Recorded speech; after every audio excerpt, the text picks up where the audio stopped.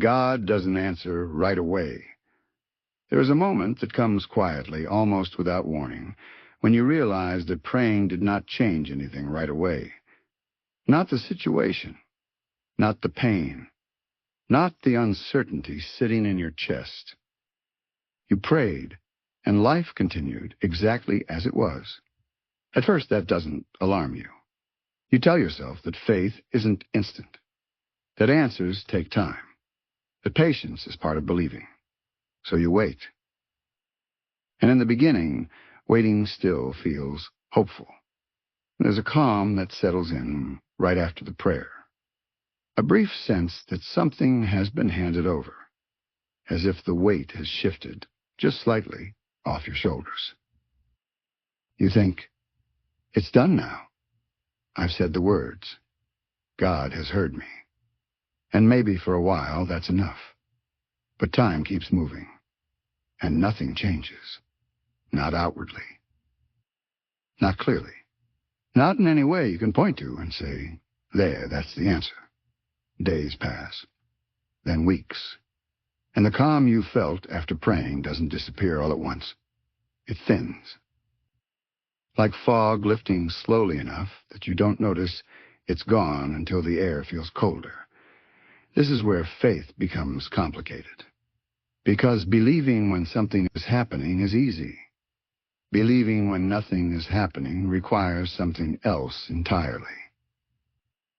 You replay the prayer in your mind. You wonder if you meant it deeply enough, if you said it the right way, if you believed strongly enough for it to matter. You don't think these thoughts on purpose. They arrive quietly, disguised as reflection. And slowly, the silence starts to feel louder than the prayer ever was. At first, the silence feels neutral, just quiet. But as time stretches on, neutrality disappears. Silence begins to feel intentional. And once it feels intentional, it feels personal. You start wondering what the silence means. Maybe God is waiting. Maybe God is testing you. Maybe God is working behind the scenes. Those explanations comfort you briefly. But then another thought slips in, uninvited and unwelcome. What if God heard me and chose not to respond? That thought doesn't arrive dramatically. It arrives softly. And because it's quiet, it stays longer than it should. This is the part no one prepares you for. Not the praying, not the believing, but the waiting without feedback. Sermons talk about answered prayers. Stories celebrate breakthroughs. Testimonies highlight moments when everything finally changed. Very few people talk about the long middle, the space after the prayer, and before anything happens. Because that space doesn't feel triumphant. It feels uncertain. And uncertainty is uncomfortable to share. So you keep it to yourself. You continue living, working, interacting. Outwardly, nothing looks wrong. But inwardly, something is stretching. Waiting doesn't just test patience. It reshapes the soul. Because while you're waiting, faith doesn't stand still. It either deepens or quietly begins to change shape. At first, you stay alert. You look for signs. You listen more closely. You pay attention to every small change, wondering if this is it. You interpret coincidences. You overanalyze conversations. You replay moments that felt slightly different than usual. And each time nothing comes of it, hope doesn't shatter. And it just adjusts, becomes more cautious. You stop expecting clarity. You start preparing for ambiguity. And that preparation costs something. Because faith without clarity feels heavier than faith with answers. You're not doubting God exactly. You're doubting your understanding of how God works. And those are not the same thing. You still believe. But believing feels more deliberate now. Less instinctive. More intentional. You choose to trust instead of simply feeling it. And that choice is tiring. There is a specific exhaustion that comes from waiting too long for something you care about. Not physical exhaustion, not emotional burnout, a deeper fatigue, the kind that settles into your thinking. You start guarding yourself against disappointment. You tell yourself not to hope too much, not to expect too clearly, not to imagine outcomes that might never come. You lower expectations, not because you lost faith, but because faith has hurt. And waiting teaches you how to protect yourself, even from hope. Your prayers change. They become shorter, less specific, less bold. You still pray, but you pray carefully now, as if being precise might make disappointment sharper. You say things like, if it's meant to be, whatever your will is. Sometimes that's surrender. Sometimes it's fear, and you're not always sure which one it is. You notice something else, too. Faith used to feel loud inside you, confident, certain, reassuring. Now it's quieter, not gone, not weak, just quieter. And you wonder if that means it's fading. But here's the truth most people don't tell you. Faith often grows quieter as it grows deeper. Shallow faith needs constant reassurance. Deep faith learns how to exist without it. Waiting strips away the emotional rewards of belief. It removes the excitement, the certainty, the feeling that something is about to happen. And what remains is choice. A daily decision to keep trusting. Without proof, the trust will pay off. Some days, that decision feels meaningful. Other days, it feels mechanical. You wake up and decide, I will still believe today, not because you feel inspired, but because not believing feels worse. And slowly, without realizing it, faith stops being something you feel and starts becoming something you are. You still want the answer. You still hope for change.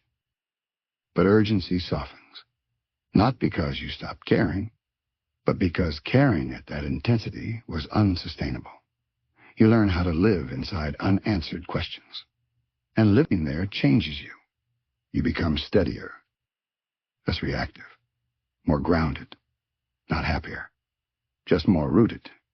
And one day, quietly, without ceremony, you realize something important. The silence did not destroy your faith. It reshaped it. And the waiting, as painful as it has been doing work you couldn't see. We stay here, still waiting, still unresolved, still inside Chapter 3. And the longer you stay in this place, the more you realize that waiting is not empty time. It feels empty at first, quiet, unresponsive. But over time, you begin to notice that waiting is actually crowded with thoughts you didn't have before. Crowded with questions you never needed to ask. Crowded with reflections you used to avoid because life was moving too fast to sit with them. When God doesn't answer right away, motion slows. And when motion slows, awareness sharpens. You start noticing what you rely on when answers are absent. Not what you say you rely on, but what actually steadies you when nothing changes. Some people rely on distraction. Some rely on routine. Some rely on numbing themselves with noise. And some, quietly, imperfectly, learn how to rely on God without hearing Him speak. That kind of reliance feels fragile because it isn't reinforced by certainty. It isn't rewarded by outcomes. It's reinforced by endurance. You begin to understand something uncomfortable. Faith does not eliminate uncertainty. It teaches you how to live inside it. And that's not what you expected when you started believing. You expected peace to feel reassuring. You expected trust to feel calm. You expected faith to make things clearer. But now, peace feels thin. Trust feels exposed. Faith feels quiet. Not absent, just quiet. And quiet faith doesn't announce itself. It doesn't give speeches. It doesn't demand recognition. It simply stays. There are moments, late at night or early in the morning, when the waiting feels heavier than usual, when your mind revisits the same questions again. How long is too long? What if nothing changes? What if this is just how it is now? Those questions don't mean you're losing faith. They mean you're being honest about the cost of waiting, because waiting costs something. It costs emotional energy. It costs certainty. It costs the comfort of believing that effort always leads to reward. And yet, you keep going. You still show up to your life. You still care. You still try to live with integrity. Not because you received reassurance, but because somewhere inside you, something steady refuses to collapse. That steadiness surprises you. You didn't know you had it. You didn't pray for it. It formed quietly while you were busy waiting for something else. And that's when another realization begins to surface. The waiting didn't just delay an answer. It revealed who you are when answers are absent. It showed you that your faith isn't dependent on momentum, that your trust doesn't vanish when clarity is missing, that you can remain open without being certain. This kind of faith doesn't feel victorious. It feels grounded, less dramatic, less emotional, more real. You stop comparing your journey to others. You stop measuring faith by visible outcomes. You understand now that some of the deepest work God does happens in silence, not because he is distant, but because silence removes distractions. It strips belief down to its foundation, and foundations are built quietly. You also begin to realize that God's silence hasn't been as empty as it felt. You've been sustained, not lifted out of the situation, not rescued dramatically, but held, given enough strength to wake up again, enough clarity to keep moving forward, enough resolve to not give up on yourself or on God. And maybe that's the part you missed at first. You were waiting for change. God was building capacity. You were asking for answers. God was shaping endurance. You were hoping for relief. God was teaching you how to remain. And none of that feels satisfying while it's happening. It only becomes visible later. So you stay. Still waiting. Still trusting imperfectly. Still inside the quiet space where faith is no longer loud, but it is alive. We keep going. There comes a stage in waiting where you stop asking whether God is listening and start asking whether you are willing to stay. Not stay hopeful, not stay optimistic, just stay. Because staying is harder than believing. Believing can happen in a moment. Staying requires endurance. It requires waking up into the same unanswered reality and choosing not to walk away from faith simply because it hasn't rewarded you yet. And that choice doesn't feel heroic. It feels ordinary. You make it while brushing your teeth, while commuting, while answering messages, while living a life that looks functional on the outside and unresolved on the inside. No one applauds that kind of faith. It's invisible. But invisible faith is often the strongest kind, because it's not sustained by emotion. It's sustained by commitment. There are days when you almost forget you're waiting, not because the situation has improved, but because waiting has become woven into your life. It sits quietly beside everything else. And then, unexpectedly, something triggers it again. A question from someone else. A reminder of what you asked for. A moment when you realize how long it's been. And the ache returns. Not sharply. Softly. Like a dull pressure you've learned to live with. This is where many people assume they're failing at faith. Because faith wasn't supposed to feel like this. It was supposed to feel confident. Certain. assured.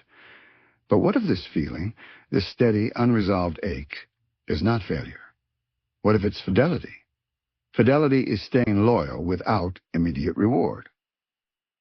It's choosing a relationship over results. And waiting reveals whether faith was about outcome or about connection. There's another shift that happens quietly. You stop trying to convince yourself that everything will work out exactly the way you imagine.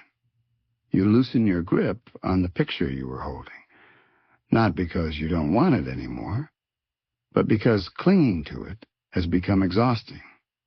Surrender in this season doesn't look dramatic. It looks like letting go of certainty, letting go of timelines, letting go of the need to understand why things are unfolding the way they are. And that letting go doesn't feel peaceful at first. It feels like loss, because you are losing a version of faith that depended on clarity. But what replaces it is steadier. You start to notice that your worth is no longer tied to answered prayers.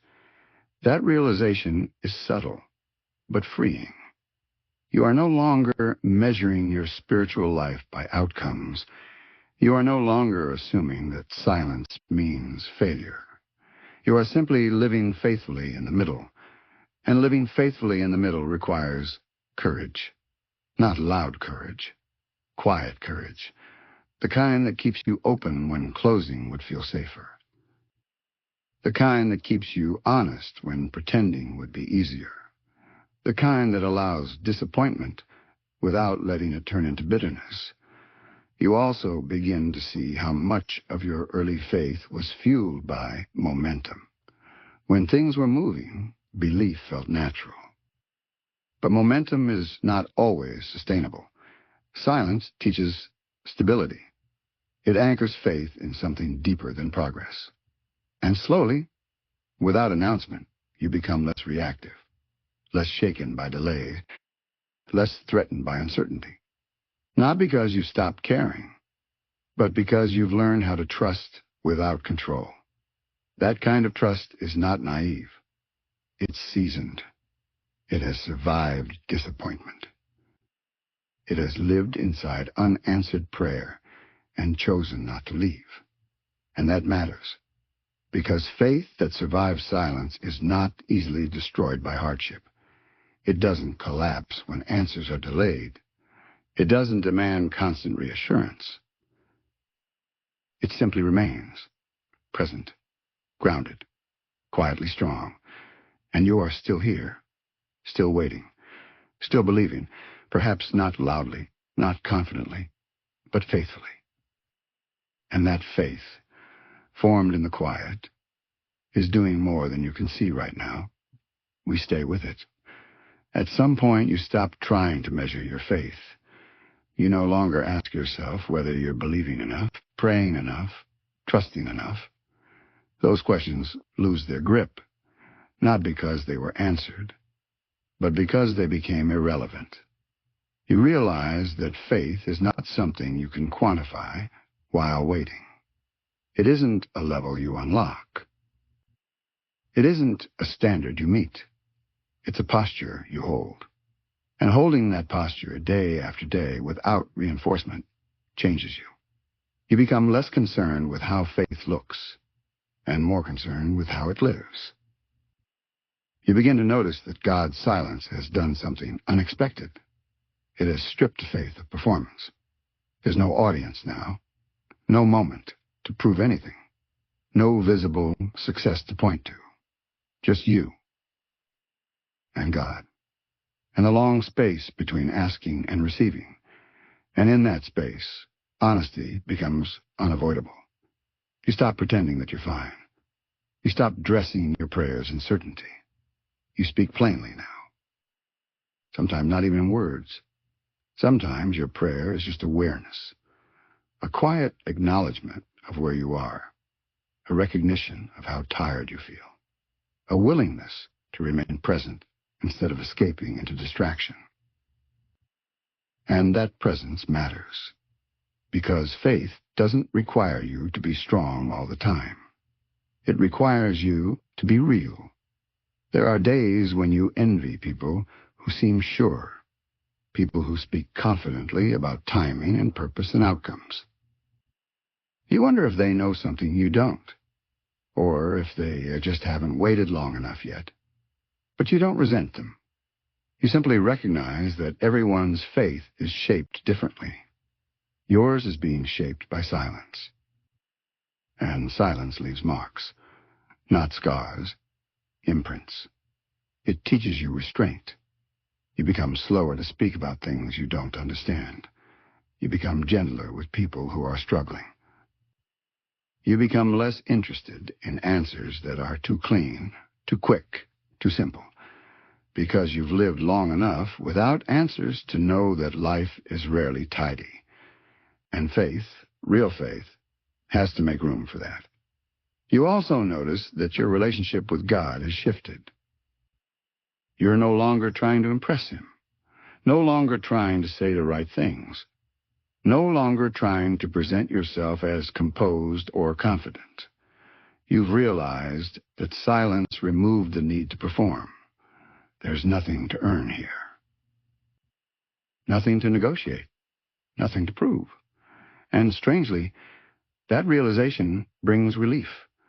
Not joy, not excitement. Relief. The kind that comes from laying something heavy down. You begin to understand that waiting has taught you how to trust God's character instead of His timing. Timing can feel arbitrary, unpredictable, painfully slow. But character remains consistent. And trusting character does not require explanations. It requires memory. You remember moments, small ones, when you were carried through things you didn't think you'd survive. You remember strength showing up when you didn't expect it. You remember not breaking when you thought you would. Those memories don't answer your current prayer, but they remind you that silence now does not erase faithfulness then. And that reminder matters, because faith in silence is sustained by remembering. Remembering that you are still here, that you are still breathing, that you are still capable of hope, even if it's quieter now. You also realize something else. Waiting has slowed you down enough to notice yourself. Not who you wish you were, but who you actually are in this moment. You see your limits more clearly, your fears, your attachments, your need for control. And instead of condemning yourself for those things, you begin to accept them. Acceptance doesn't mean approval. It means honesty. And honesty creates space for growth, not forced growth, organic growth, the kind that happens gradually, invisibly, beneath the surface. Like roots forming underground.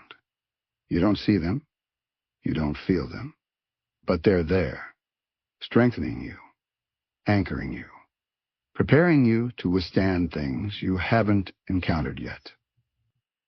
And you wouldn't have grown these roots if the answer had come quickly. Quick answers don't require depth. Waiting does. So you remain, still uncertain, still unresolved, but no longer frantic, no longer desperate, just present. And presence, in the long silence, becomes an act of faith all by itself.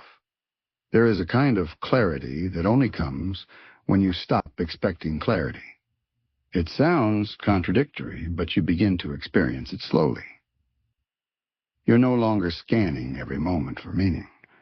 You're no longer asking whether today is the day something finally shifts. You've learned how exhausting that vigilance is, so you release it. Not because you don't care anymore, but because you've accepted that constant anticipation was draining you. And in that release, something steadier takes its place. You start living again, not moving on, not forgetting what you asked for, living with it. The unanswered prayer becomes part of your inner landscape, like a mountain in the distance. Always there, not always demanding your attention. And that's when you realize that waiting hasn't paused your life. It's been happening inside your life. You've been growing older, wiser, more aware. You've been learning how to hold joy and disappointment in the same hands. There are moments of laughter now that don't feel like betrayal of your pain. Moments of peace that don't feel like denial. You've learned that waiting doesn't forbid joy. It simply changes its tone. Joy becomes quieter, less explosive, more grounded. And that kind of joy lasts longer. You also notice that your faith no longer depends on emotional highs. You don't feel spiritually elevated most days, but you feel steady. And steadiness is underrated. Because steadiness is what keeps you from collapsing when things don't improve. It's what allows you to continue caring, to continue loving people, to continue showing up with integrity, even when the question remains unanswered. You've stopped demanding that faith make you feel better. You've accepted that sometimes faith just keeps you from falling apart. And that's enough. There's a humility that settles in during long waiting. You become less certain about what God should do, less confident in your interpretations, less attached to formulas. You realize how limited your perspective always was, how much you assumed you understood timing, purpose, and outcome. Silence has dismantled that illusion gently. Not to shame you, to free you, because believing you must understand everything is a heavy burden. Letting go of that belief lightens something inside you. You don't need to solve God. You don't need to decode silence. You only need to remain open. And openness, when you've been disappointed, takes courage. It means you haven't hardened. It means you haven't closed off. It means you've allowed yourself to stay tender in a place that could have made you bitter. That matters more than answers ever could. You also begin to notice how differently you listen now, not just to God, but to people. You don't rush them anymore. You don't interrupt their pain with solutions. You know what it feels like to sit with unresolved things, so you offer presence instead of advice. And presence, given freely, becomes one of the quiet gifts waiting gives you. You didn't ask for this gift, but you carry it now, and it shapes how you move through the world. You are less impressed by certainty, more drawn to honesty, less interested in declarations, more attentive to endurance. You recognize faith not by how loudly someone speaks, but by how gently they stay. And somewhere in all of this, without any clear moment, you stop seeing waiting as wasted time. You don't romanticize it. You don't enjoy it. But you respect it, because you see what it has formed in you. A steadiness that didn't exist before. A patience you didn't know you could hold. A depth that would not have developed any other way. The answer still hasn't come. The silence still exists. But it no longer defines you the way it once did. You are no longer suspended in uncertainty. You are living in it. And that shift, from surviving the wait to inhabiting it, marks a quiet turning point. Not toward resolution, but toward resilience. We remain here, still waiting, still becoming. Eventually, you notice that the waiting has changed how you think about time. Time used to feel like something moving toward you, a future approaching, an answer getting closer. Now time feels like something you live inside. You're no longer counting down. You're inhabiting days as they come. Morning arrives, night falls, and somewhere in between, life keeps happening. This shift is subtle, but profound, because when you stop measuring time by answers, you start measuring it by faithfulness. Did I remain open today? Did I stay honest? Did I keep my heart from hardening? These become the questions that matter, not because someone told you they should, but because waiting made them unavoidable. You also begin to understand something painful and freeing at the same time. Some prayers don't change circumstances quickly. They change the person living inside them. And that change is rarely dramatic. It doesn't arrive like a revelation. It arrives like a slow recalibration. Your reactions soften. Your expectations realign. Your inner world becomes less chaotic. Not peaceful, but quieter. And quiet has space in it. Space to breathe. Space to reflect. Space to notice things you once drowned out with urgency. You notice how much of your early faith was fueled by momentum. When things were happening, belief felt alive. But momentum doesn't last forever. Silence teaches sustainability. It teaches you how to carry faith when nothing is pushing it forward. How to keep walking without applause, without affirmation, without visible progress. And that kind of walking builds something deep. Not excitement, not certainty, stability. You become harder to shake, not because you become emotionally numb, but because you've learned how to anchor yourself. You've learned how to stand without answers. There's also a grief you allow yourself to feel now. Not dramatic grief, a quiet acknowledgement of what hasn't happened, of what you hoped for, of what you imagined. You don't suppress it anymore. You let it exist alongside faith.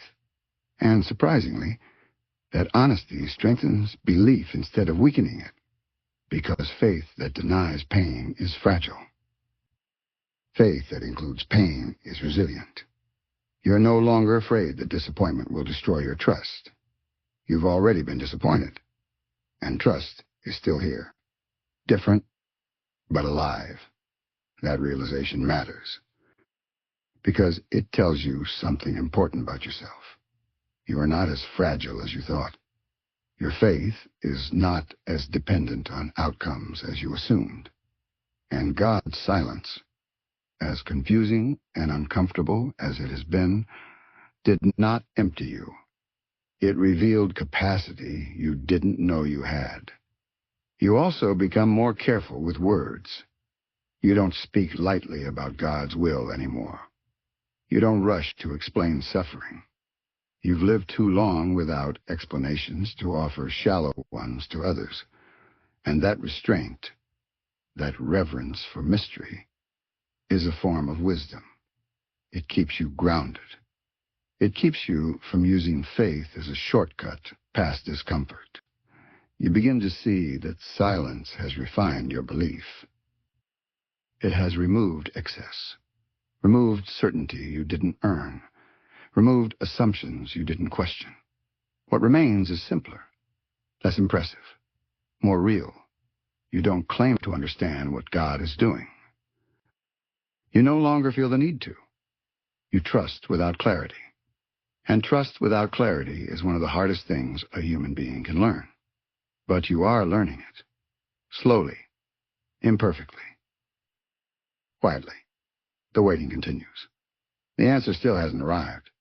But you are no longer the same person who first asked. And that matters more than you realized when you began. We stay here. Still inside the silence. Still inside the shaping. There is a moment when you realize that waiting has taught you how to listen differently. Not just for answers, but for yourself. You hear your own thoughts more clearly now. You recognize which fears are real and which are echoes. You notice when your mind is rushing ahead and when your spirit is asking you to slow down. Silence sharpens awareness, and awareness changes how you move through the world. You don't react as quickly anymore. You pause before responding. You weigh your words, not because you're afraid, but because you've learned the value of restraint. Waiting teaches restraint. It shows you that not everything needs to be solved immediately. that not every question demands a response, that some things reveal themselves only when you stop chasing them. You also notice how your faith has become less defensive. You're no longer trying to protect it from doubt. You allow doubt to exist without letting it rule. You understand now that doubt is not the enemy of faith. Impatience is, and waiting has slowly burned impatience out of you. Not completely, but enough. Enough that you no longer panic when certainty is missing. Enough that you don't interpret silence as failure. Enough that you can say, honestly, I don't know what God is doing, but I know I'm not alone in this. That sentence carries weight now, because it wasn't learned quickly. It was earned. You also begin to sense that waiting has softened your judgment. You are gentler with people who struggle, more patient with those who don't have answers, less impressed by confidence that hasn't been tested. You recognize waiting in others now, not because they tell you, but because you know the signs. The quiet steadiness, the cautious hope, the depth behind their words. And when you encounter it, you don't rush them. You sit with them, because you know how rare it is to be understood in the middle of silence. There's also a new honesty in how you relate to God. You don't hide frustration. You don't mask disappointment. You don't pretend that silence doesn't hurt. You bring your whole self now, not because you expect immediate relief, but because you trust the relationship enough to be real. That trust didn't exist at the beginning. It formed slowly, through unanswered prayers, through long nights, through days when faith felt thin but still present. And that trust is quiet, but it's strong. You realize that waiting has done something unexpected. It has freed you from the illusion that faith must always feel good. You no longer equate discomfort with failure. You no longer assume that struggle means you're doing something wrong. You understand now that some seasons are not about feeling affirmed. They're about being formed.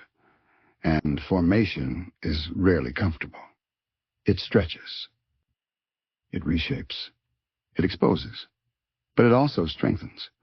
You may not feel closer to answers, but you feel closer to yourself, more grounded in who you are, more honest about what you need, more realistic about what faith requires. And that grounding matters, because faith that floats collapses easily. Faith that is grounded endures. The waiting continues. The silence remains.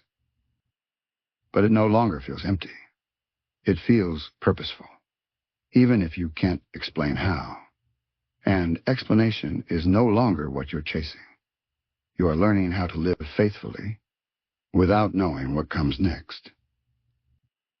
That is not the faith you imagined when you started, but it may be the faith you needed all along. There's a subtle courage that grows in you during this season, not the kind that announces itself, not the kind that feels brave in the moment. It's the courage to remain emotionally available, even when disappointment would justify closing off. You notice how easy it would be to harden, to become distant, to stop expecting anything good, to retreat into cynicism and call it realism. But you don't. You stay open. And staying open when you waited this long is an act of faith far deeper than optimism ever was. You also begin to recognize how waiting has stripped away urgency-driven decisions. You are no longer reacting to pressure the way you used to. You don't rush choices just to escape discomfort. You don't grasp at quick fixes. You don't confuse movement with progress. Silence has taught you discernment. It's taught you how to pause without panicking. And that pause becomes a place of strength. You start to understand that some answers arrive only when the noise inside you quiets down. Not because God was waiting to speak, but because you were learning how to listen. Listening doesn't mean hearing words. It means noticing alignment, noticing when something feels forced versus when it feels steady, noticing when fear is driving you versus when peace is guiding you. And peace, in this season, doesn't feel comforting. It feels firm, like something solid beneath your feet. You don't feel carried. You feel grounded. That grounding changes how you see your unanswered prayer. It's no longer the center of everything. Important, yes. Still present, yes. But not consuming. It no longer defines your entire spiritual life. It has become one thread among many. And that shift frees you. You realize that waiting hasn't paused your growth. It's redirected it. Instead of growing outward through visible results, you've been growing inward. Your capacity has expanded. Your tolerance for ambiguity has increased. Your ability to sit with discomfort without self-destructing has strengthened. These are not glamorous outcomes. They don't photograph well. They don't translate into testimonies easily. But they matter. Because they prepare you for answers you couldn't carry before. You may not see it yet, but waiting has been enlarging you, not rushing you toward relief, but strengthening you for responsibility, for wisdom, for a future where faith will be tested in different ways. You also notice that you no longer measure God's nearness by activity.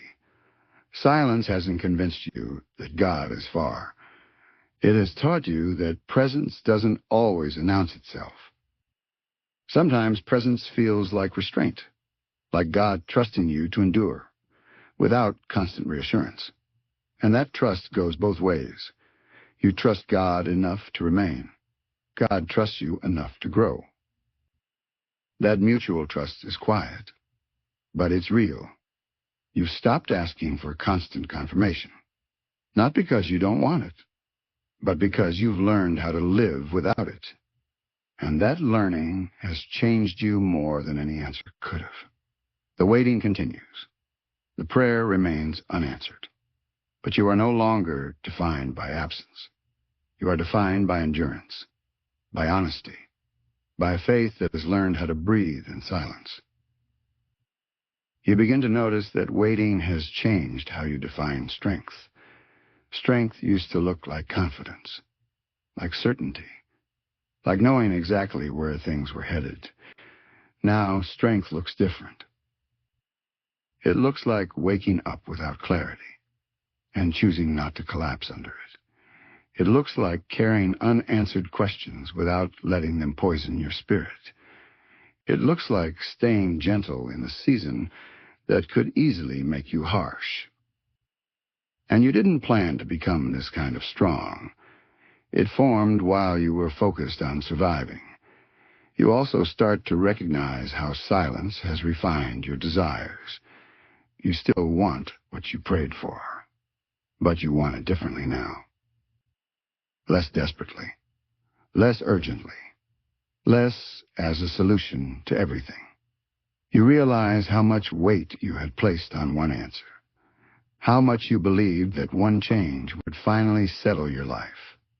Waiting exposes that assumption. It shows you that peace cannot be outsourced to a single outcome. And that realization, though disappointing at first, becomes liberating. Because it means your life is larger than one unanswered prayer. Your faith is broader than one moment. Your future is not as fragile as you feared. You also notice that you stop trying to force meaning out of every hardship. You don't rush to label everything as for a reason. You let some things remain painful without explanation. That restraint is not a lack of faith. It's maturity.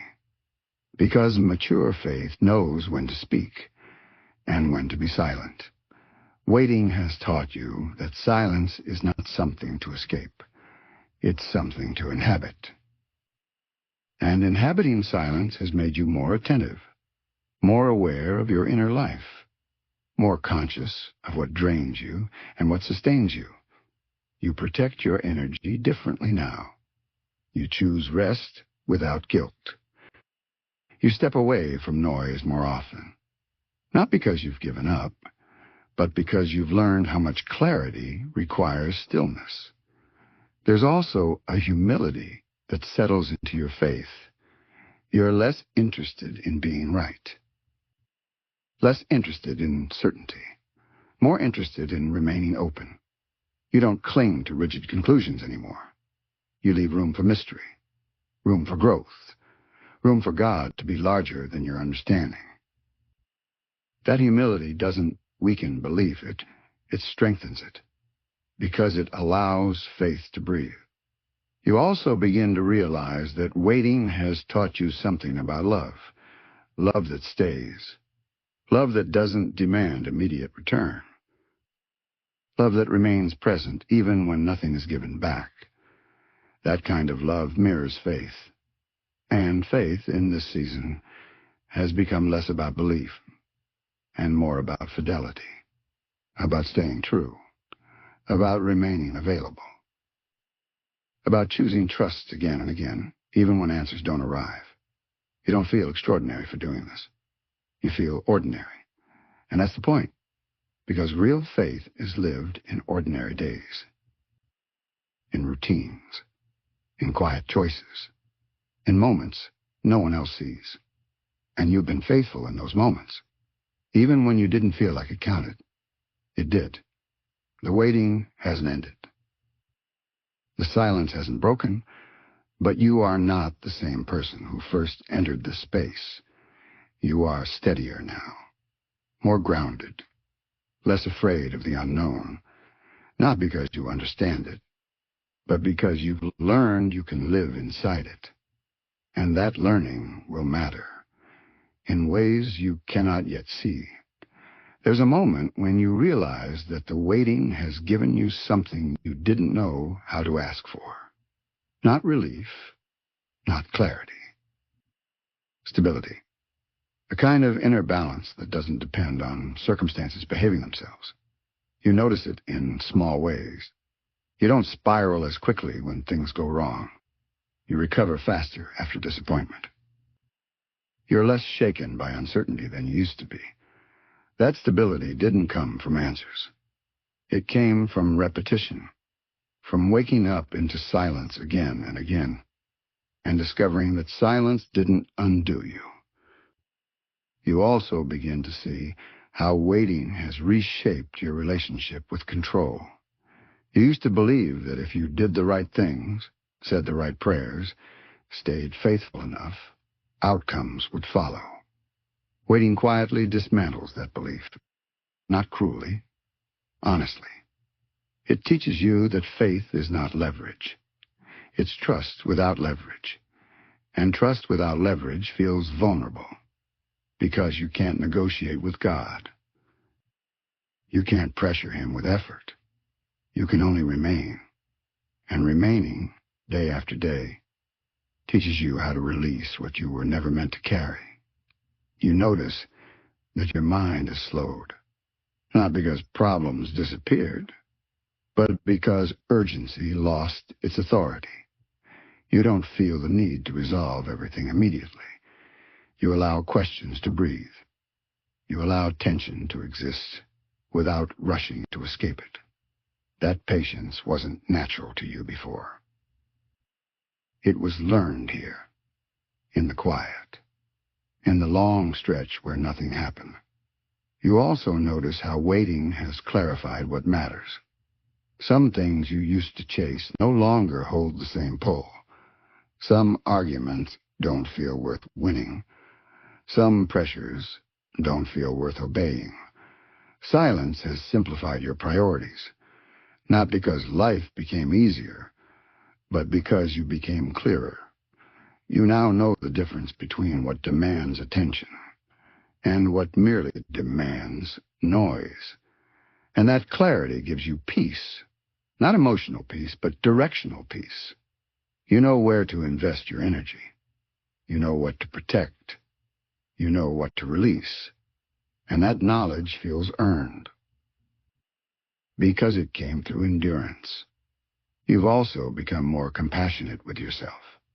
You no longer expect perfection from your faith. You don't shame yourself for struggling days.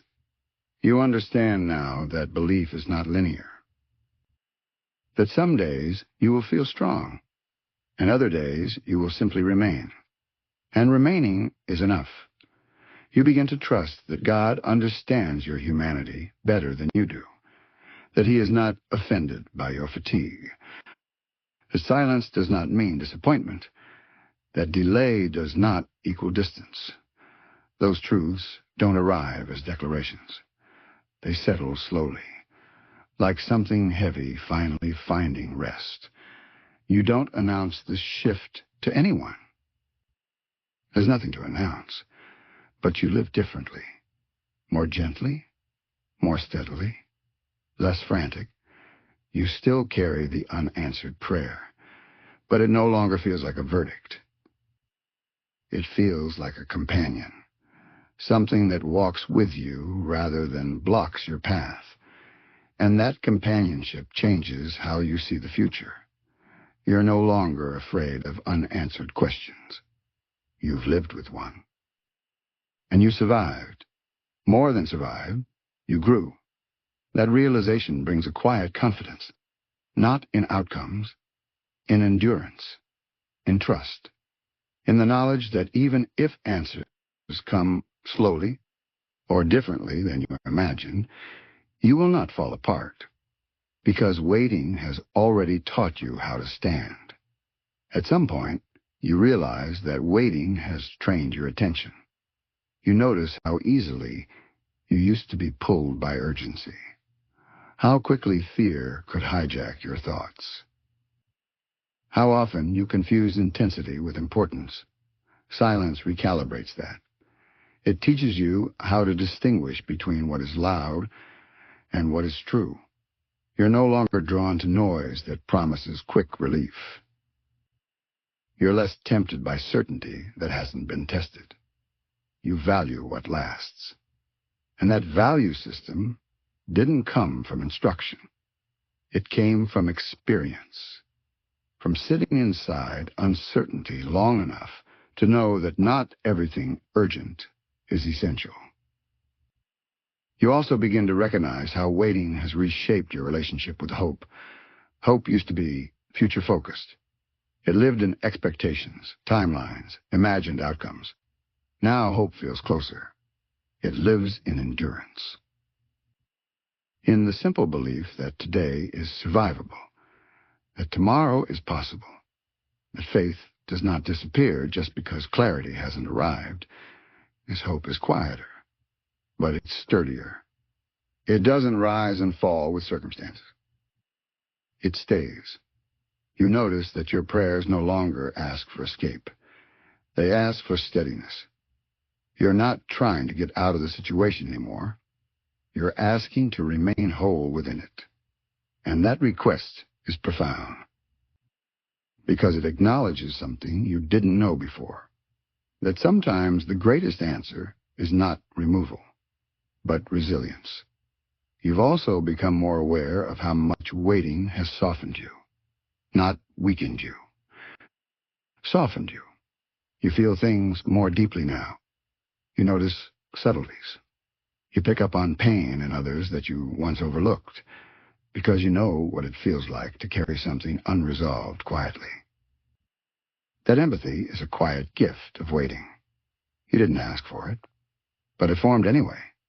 You become someone who listens better, who speaks more carefully, who understands that not every story has a clean ending. And that understanding makes you safer for others. You also notice that your faith has become less performative. You don't need to speak about it often. You don't need to prove it. It lives in your choices, in how you treat people, in how you respond to disappointment, in how you stay present when it would be easier to withdraw. That kind of faith doesn't draw attention, but it holds weight. You realize that silence has removed your dependence on spiritual excitement. You don't chase feelings anymore. You don't assume that absence of emotion means absence of God. You've learned that God does some of his deepest work without sensation, without spectacle, without reassurance. And you trust that now. Not blindly, but experientially, because you've lived through silence, and faith survived. You also begin to understand that waiting has changed the way you think about answers. You no longer imagine them arriving like lightning. You imagine them arriving like dawn. Slow, gradual, almost unnoticed at first. And that image feels right. Because everything meaningful that has formed in you during this season formed slowly. You're no longer in a hurry for things to resolve. You're prepared for them to unfold. And that preparedness matters. Because when answers do come, in whatever form they take, you'll meet them as someone who is grounded, not desperate, not fragile, but ready. The waiting continues. The silence remains. But you are no longer standing on unstable ground. You are rooted now, and roots grow in darkness, quietly, unseen, strong enough to hold what comes next. You start to notice that the waiting has changed how you experience God's nearness. Earlier, nearness felt emotional. You felt it when things were clear, when prayers felt powerful, when belief felt alive. Now, nearness feels different. It doesn't arrive as reassurance. It doesn't come with warmth or certainty. It shows up as steadiness, as the quiet sense that you are not facing this alone, even when nothing is being said. And that kind of nearness is harder to describe, because it doesn't announce itself. It doesn't interrupt your thoughts. It simply remains. You don't always feel it, but you trust it, because you've learned that presence doesn't require sensation. Sometimes presence is what allows you to keep breathing calmly when everything is unresolved. You also realize that waiting has taught you discernment. You can tell now when something is driven by fear versus when it's guided by wisdom. Fear pushes. Wisdom steadies. Fear demands immediate answers. Wisdom allows time to do its work. And you've learned slowly that faith aligns more with wisdom than fear. So you stop rushing yourself. You stop shaming yourself for not having clarity yet. You allow growth to take the time it takes. There's also a deeper honesty in how you view your limits. You no longer believe you can carry everything. You accept that some things are beyond your control. And instead of resisting that truth, you rest into it. Rest in this season doesn't mean relief. It means release. You release the need to manage outcomes. You release the need to understand timing. You release the pressure to make sense of everything. And in that release, you feel lighter. Not free of burden, but free of illusion. You understand now that faith does not require you to be strong all the time. It requires you to be willing. Willing to stay, willing to listen, willing to trust without explanation. That willingness has been forming quietly, day by day, moment by moment, through ordinary routines and silent prayers. You also notice that waiting has given you patience with God, not because you suddenly understand him, but because you stop trying to hurry him.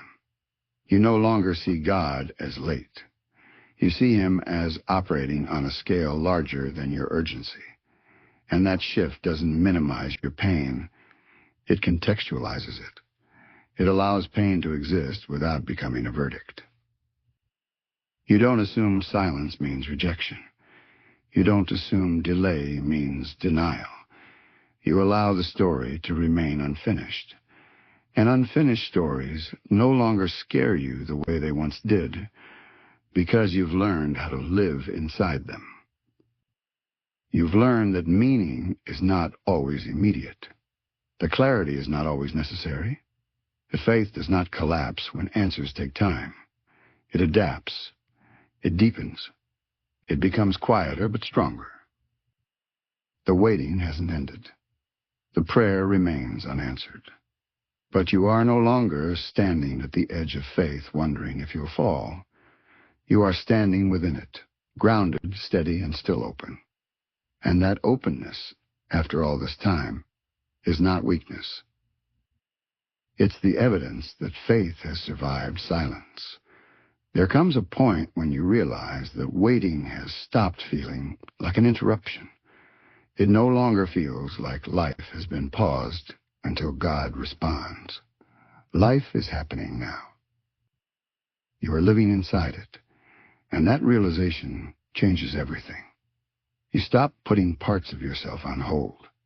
You stop telling yourself, once this is answered, then I'll live fully. You begin living fully anyway. Not because the longing disappeared, but because postponing life became too heavy to carry. You learn how to hold desire without letting it delay joy. That balance is delicate, but it's real. You begin to experience moments of peace that don't feel borrowed. Moments of joy that don't feel temporary. Moments that exist without asking permission from the unanswered prayer. And at first, that feels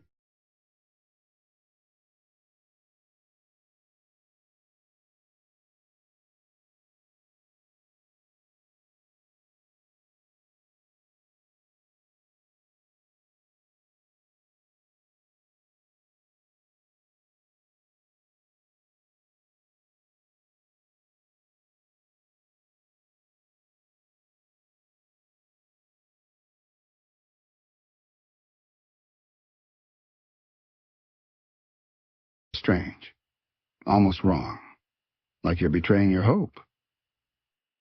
But then you realize something important. Joy does not cancel longing. Peace does not erase unanswered questions. They can coexist. And learning that frees you. You stop viewing faith as something that must constantly ache to be real. You stop believing that suffering is the only proof of sincerity. You allow yourself to breathe. You allow yourself to enjoy small things again. And doing so doesn't weaken your faith. It strengthens it. Because it means faith is no longer dependent on pain to feel authentic. You also notice that waiting has shifted your identity. You no longer define yourself primarily by what you are waiting for. You are not the one still asking. You are not the one God hasn't answered yet. You are a whole person, living, growing, choosing faith in ordinary moments. And that wholeness matters, because unanswered prayer can shrink identity if you let it. Waiting has taught you how not to let it. You've also learned something subtle about trust. Trust is not believing that God will do what you want. Trust is believing that God will still be God, even if he doesn't. That realization is uncomfortable. But it's honest, and honesty creates stability. You no longer approach faith as a guarantee. You approach it as a relationship. And relationships don't always explain themselves. They endure. You remain open to the possibility that the answer will come differently than you imagine. Not worse. Different.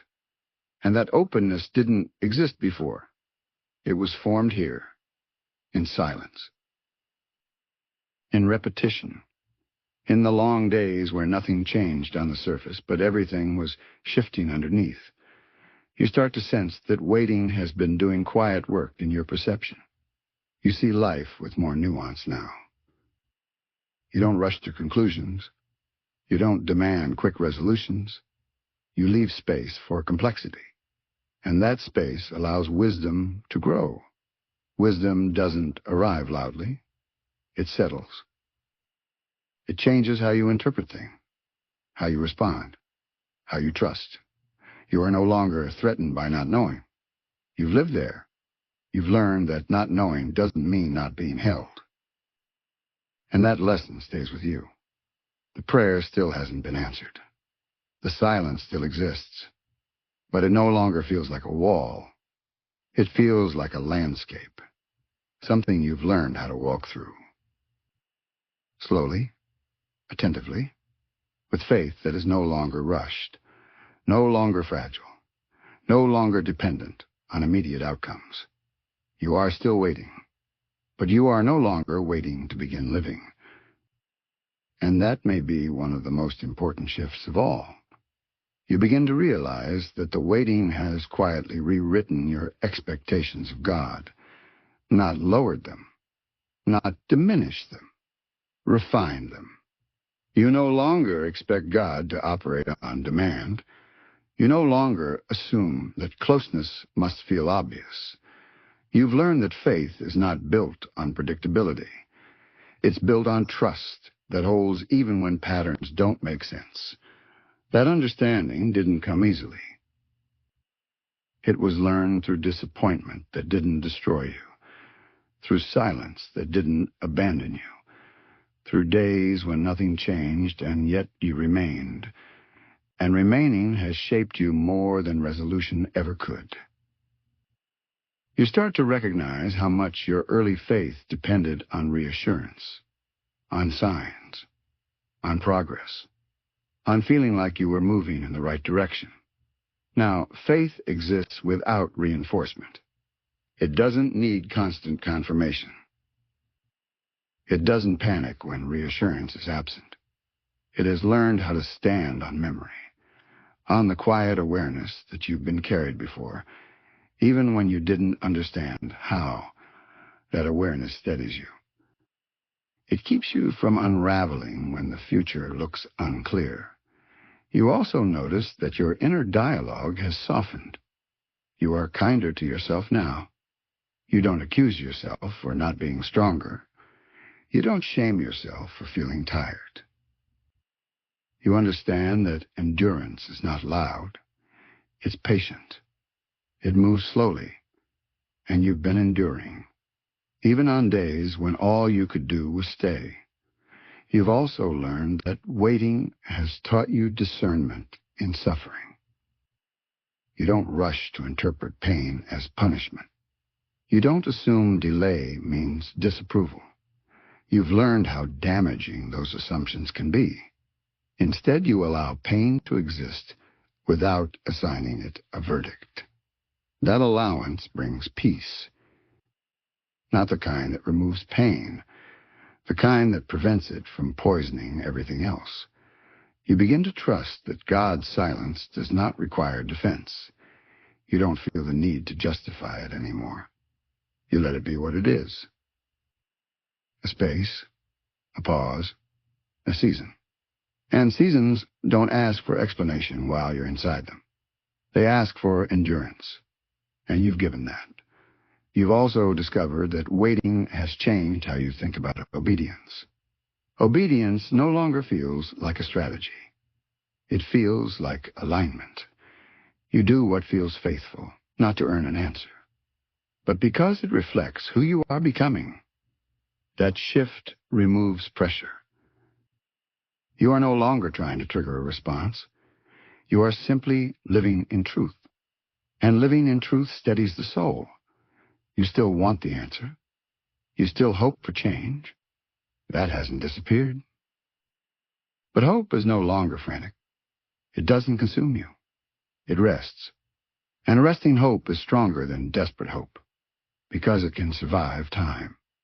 The waiting continues. The silence remains. But something has settled deep within you. You are no longer waiting for permission to trust. You are trusting, quietly, patiently, without spectacle. And that trust, formed here, in the long quiet, is something no delay can take from you. There's a moment when you realize that waiting has made you less afraid of silence itself. Silence no longer feels like a void you must escape. It feels like a space you can survive. At first, silence was uncomfortable because it felt unanswered. Now it feels spacious, not empty, open. And openness changes how you breathe inside your own life. You don't rush to fill every gap anymore. You don't crowd your days with noise just to avoid thinking. You've learned that silence can hold you without harming you. That lesson stays. You also notice how waiting has changed the way you experience disappointment. Disappointment no longer shocks you. It doesn't knock the air out of you the way it used to. You still feel it, but it doesn't undo you, because you've lived through long stretches where hope wasn't rewarded quickly, and you survived them. That survival builds resilience, not toughness, resilience, the kind that bends without breaking. You've also learned how to sit with unanswered prayer without turning it into accusation. You no longer ask, "Why won't God do this for me?" Instead, you sit with a quieter question. How do I remain faithful here? That shift matters, because it moves faith from demand to relationship. You are no longer trying to force God's hand. You are choosing to walk with Him, even when the road doesn't make sense. You also begin to recognize how waiting has stripped away comparisons. You don't measure your journey against others anymore. You don't envy people whose prayers seem to be answered faster. You know now that speed doesn't equal depth, that clarity doesn't equal maturity, that answers don't always mean growth. Waiting has taught you that every path shapes faith differently, and yours, shaped by silence, has given you something irreplaceable: depth. You are not easily impressed now, not by confident words, not by dramatic testimonies, not by promises of quick resolution. You value honesty. You value endurance. You value faith that can sit quietly without needing to be explained. That value system wasn't taught. It was earned through time, through disappointment, through staying when leaving would have been easier. You also notice how waiting has redefined your understanding of God's faithfulness. Faithfulness no longer means immediate intervention. It means constancy, presence, the quiet consistency that doesn't vanish when things get hard. And that understanding stabilizes you, because it means you don't interpret delay as neglect. You don't assume silence as absence. You allow God to be faithful in ways that don't look dramatic. That allowance creates peace, not emotional peace, relational peace. You trust that the relationship is intact, even when communication feels minimal. You also realize that waiting has trained you to listen beneath the surface. You notice nudges rather than commands, convictions rather than instructions, a sense of alignment rather than detailed plan. You've learned that guidance doesn't always arrive as answers. Sometimes it arrives as direction. Quiet, subtle, steady, and you follow it. Not because you're certain, but because you've learned how to move without certainty. That ability is rare, and it was formed here, in the waiting. The prayer still hasn't been answered. The silence still remains. But it no longer feels like something you're trapped inside. It feels like something you've learned to walk through, with awareness, with patience, with faith that no longer depends on immediacy. You are still waiting, but waiting no longer defines you. It has refined you. There comes a moment in waiting that feels different from all the others. It isn't sharp. It isn't dramatic. It's quieter than that. It's the moment when a question forms that you don't want to ask, not because it's blasphemous, but because once it exists, you can't unthink it. What if nothing changes? Not what if it takes longer. What if this is it? What if the silence doesn't break? What if the prayer never receives the answer you imagine? What if this season doesn't resolve the way stories usually do? That question doesn't arrive in a rush. It settles in slowly, like weight. And when it does, waiting shifts into something heavier. Because now you are no longer enduring delay. You are confronting possibility. Possibility that faith may need to exist without payoff. And that is the moment where faith is most at risk, not of collapse, but of distortion. Because if faith was built on the promise of outcomes, this moment breaks it. But if faith was built on relationship, this moment transforms it. At first, the thought scares you. You feel your chest tighten. Your mind searches for escape routes.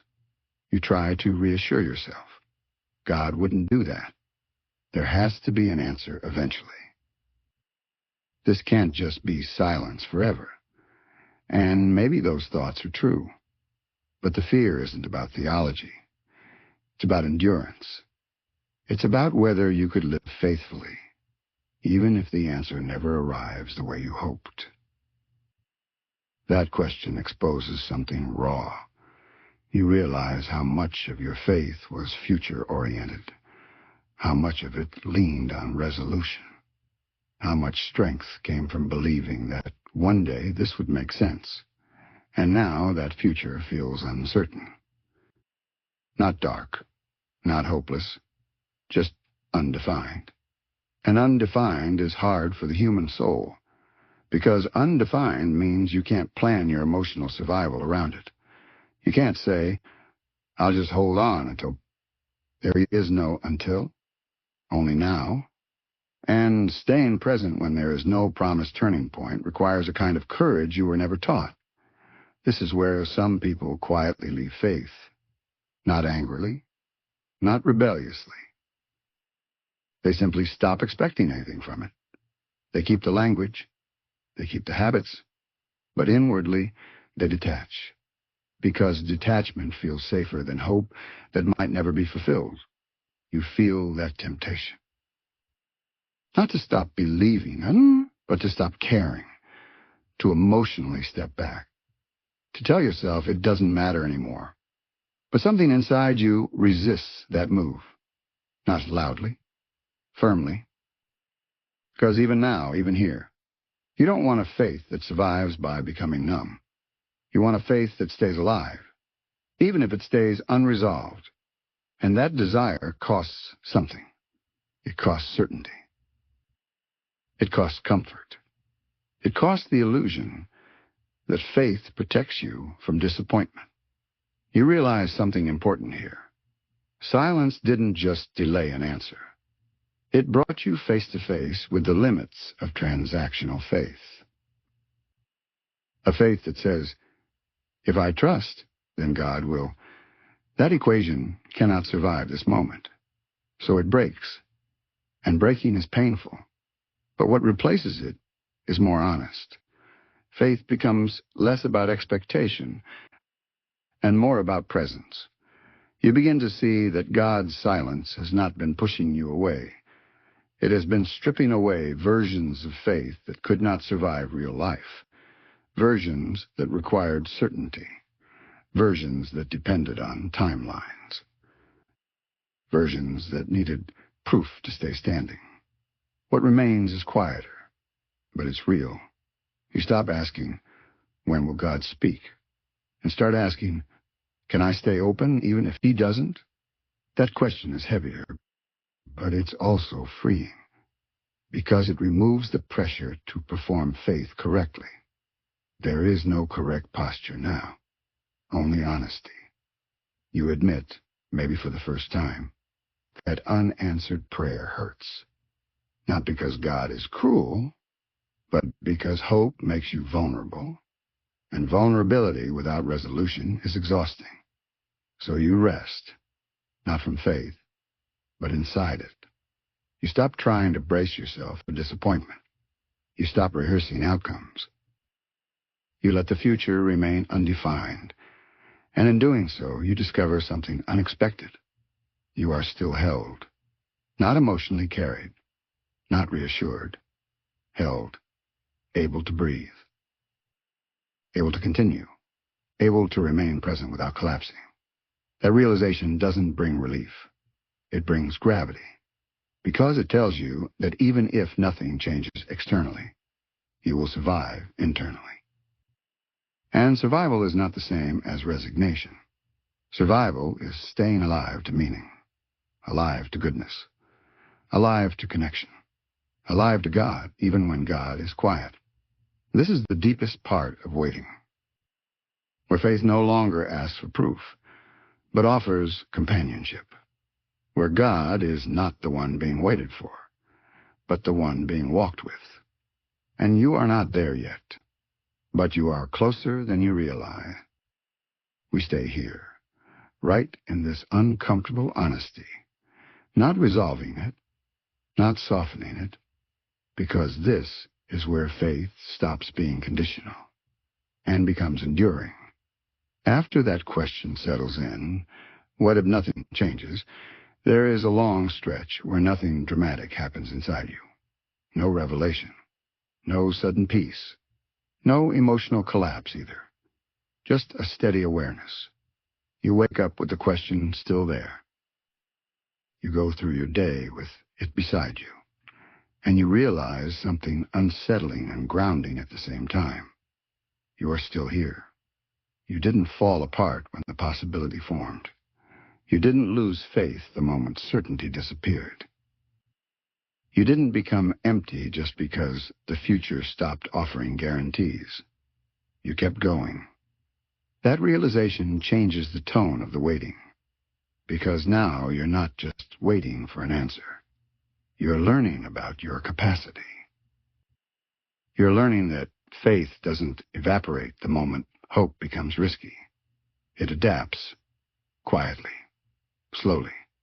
You notice that your relationship with God has shifted again, not toward distance, not toward closeness, toward honesty. You stop filtering what you bring into prayer. You no longer try to sound composed. You no longer rush to surrender statements that don't match how you feel. You simply arrive as you are. Sometimes tired, sometimes uncertain, sometimes steady in ways you didn't expect. And that arrival, without performance, feels different, more real. You're no longer praying to move God. You're praying to remain connected. And connection, in this season, doesn't feel emotional. It feels relational, like staying in the room even when the conversation has gone quiet. You also begin to notice that silence is no longer something you're interpreting. You're no longer asking what it means. You've stopped assigning it messages. You let silence be silence. And that acceptance removes a layer of strain you didn't know you were carrying, because trying to decode silence is exhausting. Living inside it without explanation is strangely lighter. You begin to trust that not everything meaningful must be understood in real time. Some things only make sense after they've shaped you. And right now, something is shaping you. Not through answers, through companionship, through the simple, steady presence of God who has not left, even though he has not explained himself. The presence becomes easier to sense, not emotionally, but intuitively. You stop looking for moments where God shows up. You start noticing that he never left. That realization doesn't make the waiting easier. It makes it steadier. You also begin to see how much faith has matured without you noticing. You're no longer bargaining. You're no longer negotiating. You're no longer framing obedience as a strategy. You're simply living aligned with what feels faithful, not to earn an answer, but because it reflects who you are becoming.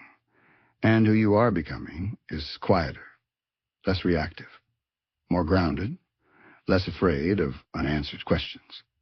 That doesn't mean you've stopped wanting resolution. It means resolution no longer owns you.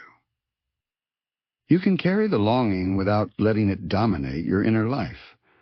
That balance feels fragile at first, but it holds.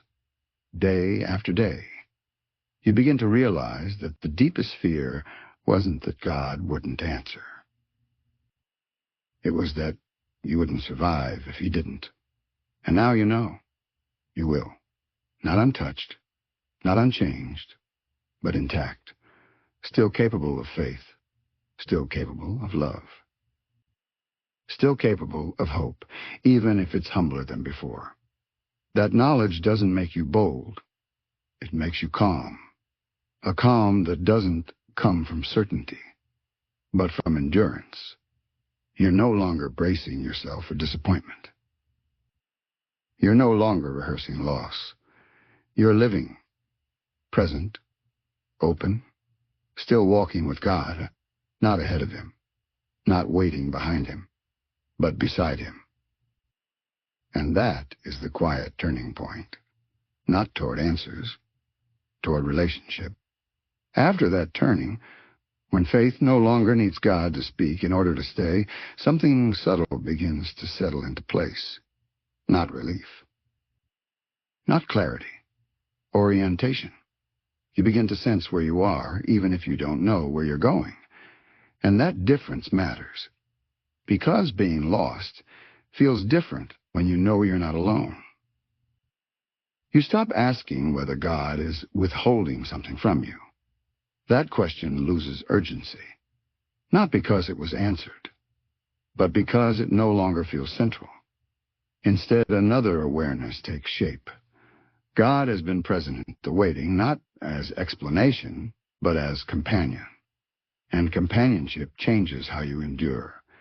You notice that your inner life has slowed even more.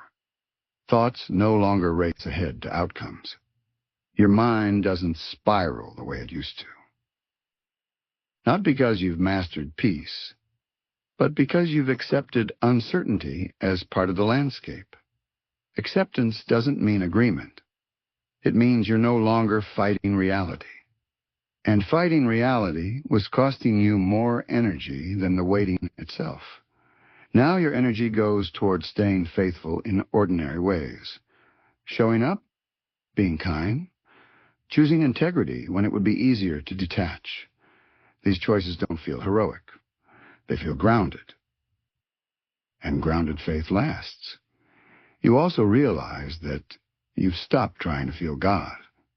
You don't scan your emotions anymore, wondering if today is the day you sense something unmistakable. You've learned that God's presence is not measured by sensation. It's measured by consistency, by the quiet fact that you're still walking with Him, by the steadiness that keeps you from giving up on yourself or others. You've stopped waiting for faith to feel inspiring. You're letting it be sustaining. And sustaining faith carries you further than inspiration ever could. There's another shift, too. You begin to trust that God knows what the silence is costing you, that He is not unaware of the effort it takes to stay. You stop imagining God as distant or unmoved. You begin to sense that silence may not be neglect, but restraint, not withholding out of indifference, but choosing not to interfere in ways that would stunt what is forming in you. That thought doesn't excuse the pain, but it reframes it. It allows you to believe that the waiting has purpose without needing to know what that purpose is. You also begin to see how much stronger your faith is now than it was before the waiting. Not louder, not more confident, stronger, because it has survived disillusionment without becoming bitter. It has survived silence without collapsing into cynicism. It has survived unanswered prayer without walking away. And that survival gives you a quiet authority. not authority over others. Authority within yourself. You trust your faith now, not because it has been rewarded, but because it has been tested. You know what it can endure. You know where it breaks and where it doesn't. And that knowledge steadies you. You are no longer afraid of future silence. You've lived through this one. You've learned how to breathe here. You've learned how to stay. And staying has reshaped your relationship with God into something less fragile, less conditional, more real. The prayer still hasn't been answered. The silence still hasn't broken. But the waiting no longer feels like an open wound. It feels like a scar that has healed enough to tell a story, not yet spoken, but held. We remain here, just before the final settling, just before waiting becomes something you no longer resist, but carry with quiet strength. There is a calm that comes when resistance finally loosens its grip, not because the situation changed, not because the answer arrived, but because you stopped fighting the silence as if it were an enemy. You realize something important here. Silence was never opposing you. It was revealing you, revealing what your faith leaned on, revealing how tightly you held certainty, revealing where fear still lived beneath belief. And now that those things have been revealed, they no longer have the same power. You're no longer tense in the waiting, not relaxed, but settled, like someone who has learned how to sit with a heavy truth without needing to escape it. You stop asking yourself when this will end. That question fades, not because you don't want resolution, but because obsessing over endings was keeping you from living the middle. And you've learned how to live here now. You also begin to recognize how much gentler you become with God. You no longer approach him with suspicion. You no longer assume silence means distance. You trust that if God were absent, you wouldn't still be standing. That trust doesn't feel emotional. It feels experiential. You've lived through the quiet and discovered that you were not abandoned. And that discovery reshapes belief at its core. You realize now that faith is not believing God will speak. Faith is believing God is with you even when he doesn't. That distinction changes everything. It removes the pressure to chase reassurance. It frees you from interpreting every moment. It allows you to simply walk without constant commentary. You also notice that waiting has recalibrated your sense of self. You are no longer defined by lack. You are no longer identifying yourself by what hasn't happened. You are present, whole, incomplete, but not deficient. And that wholeness gives you stability. You don't feel like you're standing on the edge anymore. You feel like you're standing on ground, solid, quiet ground. The unanswered prayer hasn't disappeared, but it no longer feels like a question mark hanging over your life. It feels like a chapter that is still being written. And you're okay not reading ahead. You trust the author enough to stay on the page you're on. That trust didn't come easily. It was earned through silence, through disappointment that didn't destroy you, through nights where you stayed faithful without reward. And because it was earned, it lasts. You begin to sense that something inside you has reached equilibrium, not happiness, not resolution. Equilibrium, a balance between hope and acceptance, between longing and peace, between belief and humility. The balance is rare, and it only forms in people who have waited long enough to be changed by it. You no longer feel like you're holding your breath. You're breathing again, slowly, naturally. Faith is no longer a strain. It's a rhythm, a quiet one, but steady. The waiting continues. The silence remains, but you are no longer shaped by it. You are shaped through it. And that difference matters, because it means when the answer does come, or even if it doesn't, you will meet it as someone grounded, someone whole, someone who learned how to walk with God, not just toward Him. We stay here, right at this still point, before anything changes on the outside. When faith has fully learned how to live in silence, without losing hope, something inside you has stopped reaching outward, not because desire died, not because hope failed, because faith no longer needs to stretch itself thin just to survive. You feel it in the way your thoughts arrive now. They don't race ahead to conclusions. They don't rehearse worst-case futures. They don't demand explanations. They arrive and pass, and you remain. That remaining feels different than it used to. Earlier, remaining felt like effort, like endurance clenched in your chest, like staying through sheer will. Now it feels quieter, less like holding on, more like being held, not emotionally, not dramatically, existentially. You exist inside faith now rather than trying to generate it. And that shift is subtle, but decisive. You no longer wake up asking whether today will finally be the day something happens. You wake up asking how you will live today with what already is. That question changes how you move. You choose patience where you once chose urgency. You choose presence where you once chose anticipation. You choose honesty where you once chose optimism. And those choices accumulate. They form a life that is no longer suspended between prayer and answer. A life that is happening right now. You begin to see that the silence did not pause God's work. It redirected it, away from outcomes and into formation, away from answers and into character, away from certainty and into trust. And trust, you've learned, does not require explanation. It requires relationship. And relationship has been quietly deepening all along. You notice that God no longer feels distant, even though He hasn't spoken.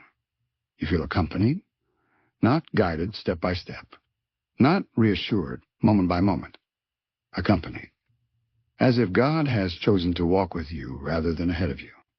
And that feels respectful. As if God trusts you enough to endure silence without abandoning Him. That thought humbles you, because it reframes the waiting entirely. Silence was not absence. It was partnership. You were not being tested. You were being entrusted with the capacity to remain faithful without reinforcement. That is not a small thing. Most people never learn that kind of faith. They require movement to believe. They require answers to stay. You stayed without them, and staying has changed you. You are no longer afraid of unanswered questions. You are no longer threatened by mystery. You don't need everything resolved to remain rooted. And that rootedness feels settled, not finished. Settled, like a foundation that is finished curing. Strong enough now to carry weight. Strong enough to hold what comes next, whatever that may be. You realize that the waiting has already done something irreversible. You cannot return to the kind of faith that depended on immediacy. You wouldn't want to. The faith was fragile. This one is not. This one has lived in silence and survived. This one has let go of control and found stability. This one has learned how to walk with God, not because God answered, but because God stayed. And now, only now, the chapter begins to feel ready to breathe toward rest.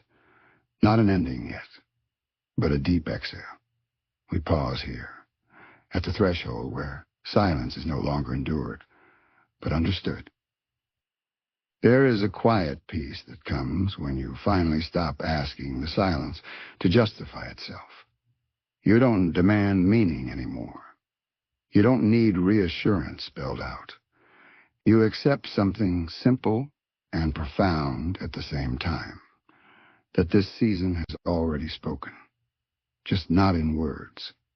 It spoke through endurance, through restraint, through the steady formation of a faith that no longer depends on immediacy. You notice that your heart no longer tightens when you think about the unanswered prayer. It's still there, still tender, but it doesn't control you. It no longer defines the tone of your days. You can think about it without spiraling. You can hold it without bracing yourself. That's how you know something has healed. Not because pain disappeared, but because it no longer dominates. You realize now that waiting didn't leave you suspended. It anchored you. It forced your faith to sink roots deeper than comfort, deeper than clarity, deeper than outcomes. Roots that do not depend on surface conditions. And roots grow best where no one sees them. In darkness, in stillness, in time. You begin to sense that if the answer came now, you would receive it differently than before. Not with desperation, not with relief alone, but with readiness. Because waiting has stripped away the idea that one answer could save you. It has taught you that faith was already sustaining you long before anything changed. And that realization softens something inside you. You no longer approach God with a clenched heart. You approach Him open-handed, not because you stopped wanting, but because you learned how to trust without gripping. You understand now that silence was not God withholding Himself. It was God allowing space. Space for you to become someone who could walk with Him without needing constant confirmation. And that space was costly, but it was not empty. You think back to who you were when this waiting began. More urgent, more reactive, more convinced that faith should feel certain. You are not that person anymore. You are calmer now. More grounded, less afraid of what you don't know. Not because you've learned all the answers, but because you've learned how to live without them. And that is a rare kind of wisdom. You realize that if this chapter had ended earlier, with an answer, with clarity, you would have missed what mattered most. You would have received resolution, but not formation. You would have gained relief, but not depth. And depth lasts longer than relief ever could. The silence did not speak loudly, but it spoke truly. It taught you that faith does not exist to protect you from waiting. Faith exists to teach you how to remain human inside it, how to stay soft, how to stay honest, how to stay present. You are no longer waiting for God to arrive. You understand now that He never left. And that understanding doesn't thrill you. It steadies you. You feel ready, not for answers, but for whatever comes next. Because waiting has already prepared you in ways you couldn't see while you were inside it. And that preparation is complete. Not because the prayer has been answered, but because you have been formed. We are close now, not to an ending, but to rest, to the kind of closing that doesn't rush the listener forward, but lets them sit gently inside what they've just realized. And now, you don't need the silence to end for this chapter to be complete, because something inside you already has. You're not standing at the edge anymore, waiting for God to move so you can breathe again. You're breathing now, steadily, quietly, without asking permission from the future. The prayer may still be unanswered. The situation may still look the same, but you are not. You no longer feel suspended between hope and disappointment. You feel grounded. Not because you finally understand what God is doing, but because you no longer need to in order to stay. And that is the quiet miracle of this season. God didn't answer right away, and yet something still happened. Not around you, within you. Your faith stopped asking for proof. Stopped negotiating. Stopped bracing for collapse. It learned how to walk, side by side, day by day, without commentary. You learned that God's silence was not rejection. It was trust. Trust that you could endure without being constantly reassured. Trust that your faith could grow roots instead of chasing results. Trust that relationship could survive without explanation. And you proved that trust was not misplaced. You stayed. You remained open when closing would have been easier. You remained honest when pretending would have been safer. You remained faithful, not loudly, not heroically, but truly. And now, even if the answer comes tomorrow, or years from now, or differently than you imagined, it will meet someone who is ready, someone steadier, someone deeper, someone no longer dependent on immediacy to believe. This chapter was never about unanswered prayer. It was about who you become when God doesn't answer right away. And who you become is someone who can live with faith that is quiet, resilient, and real. So if you're listening to this and you're still waiting, let yourself rest here for a moment. You're not behind. You're not failing. You're not being ignored. You are being formed. And formation always happens more slowly than relief. If this chapter spoke to something deep in you, take a moment to acknowledge it. Like this video, share it with someone who's still sitting in the silence. And subscribe to the Soul Spire so you don't walk this journey alone. Go back and listen to the earlier chapters if you need to. This story is meant to be walked, not rushed. And when you're ready, continue forward. Because the silence is not over, but neither is the work being done within you. End of chapter 3. When God doesn't answer right away.